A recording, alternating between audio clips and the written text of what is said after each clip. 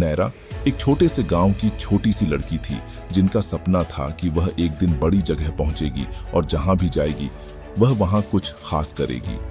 वह अपनी माता पिता के साथ एक सादे और खुशहाल जीवन जी रही थी, लेकिन उसका दिल हमेशा अपने सपनों की ओर बसा रहा।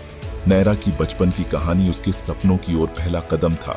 वह छोटी उम्र से ही पढ़ाई में बहुत अच्छी थी और हमेशा शिक्षा के प्रति अपनी प्रेमिका रही। वह जब भी किताबों को खोलती तो उसका दिल खुशी से धड़कता था। वक्त बीतते ही नैरा ने अपने सपने की ओर और भी कदम बढ़ाया। वह अपने अध्ययन को और भी मजबूती से जारी रखती थी और उसकी सोच केवल एक छोटे से गांव से बाहर की दुनिया की ओर बढ़ गई। उसने अपने सपने को हासिल करने के लिए मेहनत करने का फैसला किया।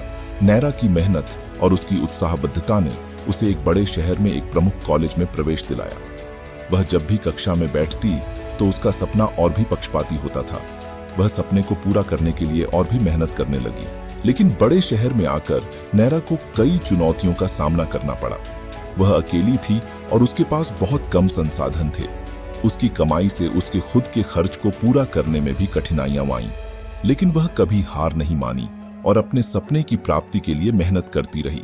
समय बीतते ही नैरा ने अपनी मेहनत और समर्पण के बल पर बड़े कदम बढ़ाया।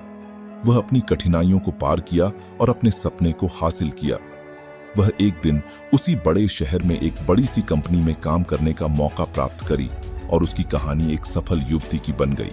आखिरकार वह वही जगह पहुंची जहां वह कभी ख्वाब में भी नहीं सोच सकती थी। उसने अपने सपने को पूरा किया और उसकी कहानी दुनिया के लिए प्रेरणा स्रोत बन गई।